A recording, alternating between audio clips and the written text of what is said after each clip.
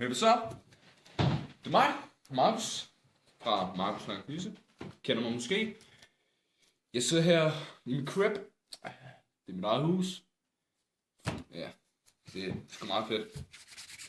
Jeg er tilbage for at fortælle nogle gode historier om mit liv og hvad jeg har lavet her på det sidste. Og du ved, ud over, jeg ved. Så jeg tror bare, jeg vil starte stille og roligt med at fortælle min første gang. Det var tilbage i 2010 eller 9 eller deromkring. Jeg gik stille og roligt ud og begyndte at feste lidt og gå lidt rundt i byen med mine drenge. Og så kom der en anden pige, en 17 år eller sådan noget. Og dengang der var en lille knejt, så hun ville bare have mig. Jeg ved ikke om det var mit udseende eller det var nok bare det hele, tror jeg.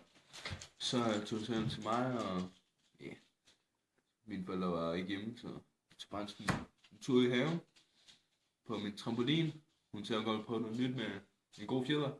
Så jeg tænkte, en god fjeder, i stedet for min seng, skal vi bare tage trampolinen. Og så, jeg var ikke rigtig, jeg var fuldstændig klar, men det var bare, så vi lå bare derude, og det sagde jo bare, altså, jeg kan lige prøve at vise jer det på bordet, hvordan det var, hvordan det hoppede. Det var bare sådan her.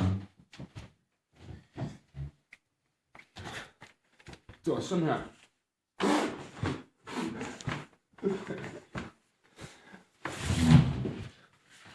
Ja. Og så, du ved, og så bare højere. Det var helt vildt, altså det var, hold da kæft. Det var sgu, jeg var sgu glad for det, og det jeg fik af hende, du ved. Hun var sgu ret dejlig.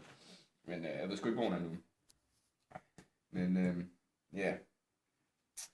Og så efter det, så smed jeg hende ud, og så skete der sgu ikke rigtig mere. Det var bare standard. Så ja, det var bare om min første gang. Det var sgu en god gang. Det må jeg sige. Men jeg tror, det var alt for mig i dag.